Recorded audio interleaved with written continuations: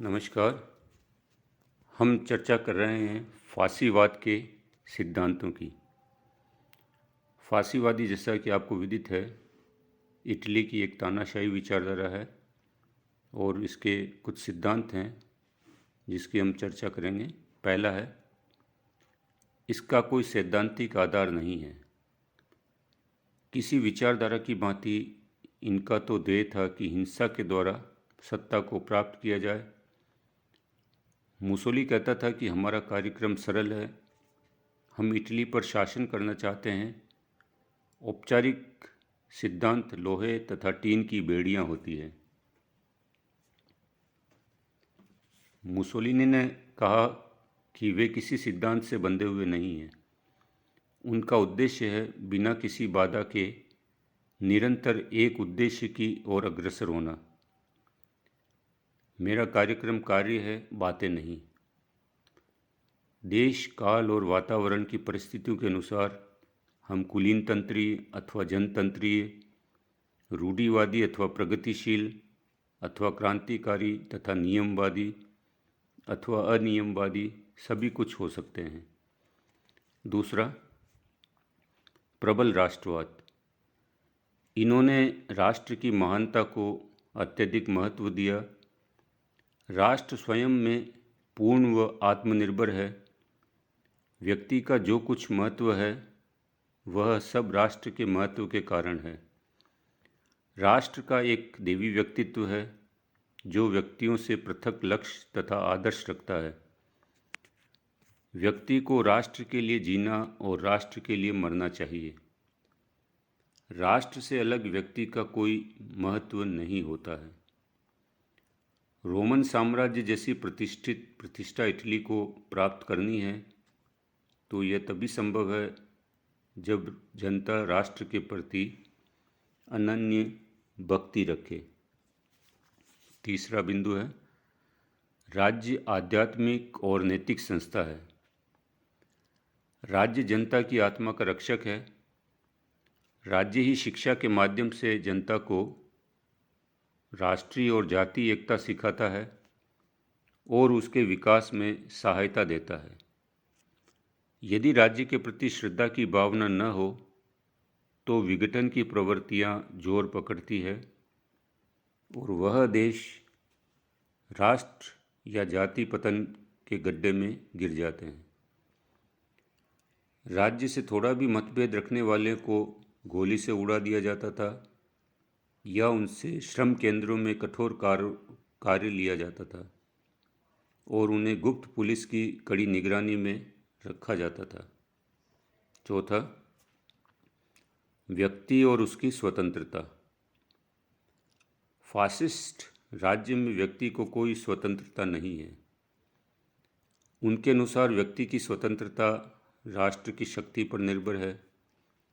जितना ही अधिक राज्य शक्तिशाली होगा, स्वतंत्रता का अवसर उतना ही अधिक व्यक्तियों को प्राप्त होगा। स्वतंत्रता अधिकार नहीं है बल्कि कर्तव्य है। संक्षेप में, स्वतंत्रता राज्य की गुलामी का दूसरा नाम है। पांचवा बिंदु है, समानता एवं लोकतंत्र का विरोध। फासीवादी समानता के सिद्धांत को स्वीकार नहीं करते। मुसोलिनी साधारण जनता अधिकतर मूर्ख होती है, उसमें सार्वजनिक कल्याण की महत्वपूर्ण समस्याओं को समझने की क्षमता का अभाव होता है। शासन करने का अधिकार केवल योग्य व्यक्तियों को मिलना चाहिए, जनसाधारण को नहीं। वह लोकतंत्र की अपेक्षा कुलीन तंत्र को पसंद करता था। फासिस्ट संख्या की अपेक्षा गुणों पर महत्व देते हैं।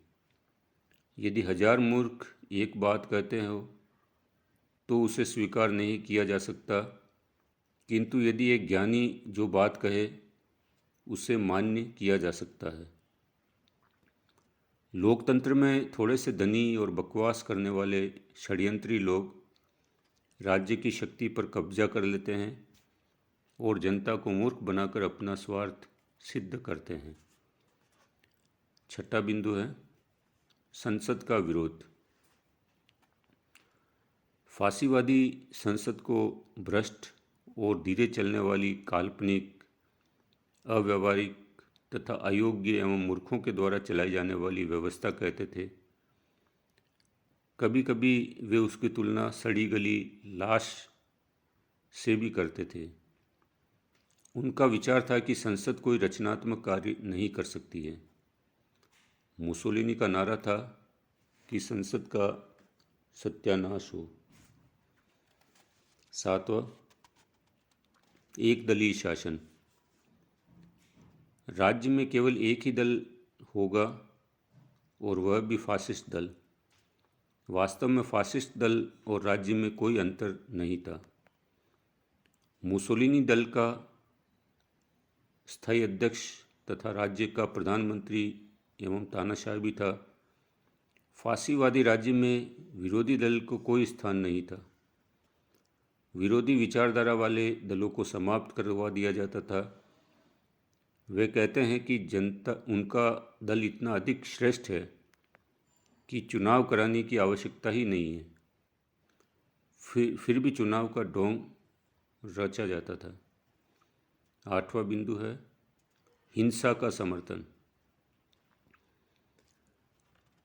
उनका कहना है कि मनुष्य स्वभाव से लोभी, स्वार्थी, लालची तथा सार्वजनिक हितों की परवाह नहीं करने वाला होता है। उसमें वीरता, उत्साह, साहस, बलिदान तथा देशभक्ति के गुणों का तभी प्रादुर्भाव होता है जब उसके नेता उससे उकसाते हैं या प्रोत्साहन देते हैं। सामाजिक बुराइयों को दूर करने के लिए उन्होंने हिंसा के प्रयोग का समर्थन किया। 9वां है साम्राज्यवाद का समर्थन। मुसोलिनी के अनुसार शासन का अर्थ होता है दूसरे राष्ट्रों पर प्रत्यक्ष या परोक्ष रूप से शासन करना। सभ्य राष्ट्रों का कर्तव्य है कि पिछड़े हुए और असभ्य राज्यों को सभ्यता का पाठ पढ़ाने के लिए वो उन्हें पराजित करे और उन्हें अपने साम्राज्य में शामिल कर ले। अंतिम बिंदु है महिलाओं के अधिकार। फांसीवादी महिलाओं को किसी प्रकार के अधिकार देने के पक्ष में नहीं थे। उनकी मान्यता थी कि महिला का उचित स्थान उसका घर होता है। उसे किसी भी प्रकार की स्वतंत्रता नहीं है, न ही उसे शिक्षा दी जाती थी और न ही महिलाओं को आत्मनिर्भर बनने का प्रयास करना चाहिए। उनकी मान्यता थी कि महिलाओं का काम केवल पुरुषों की सेवा करना होना चाहिए। धन्यवाद।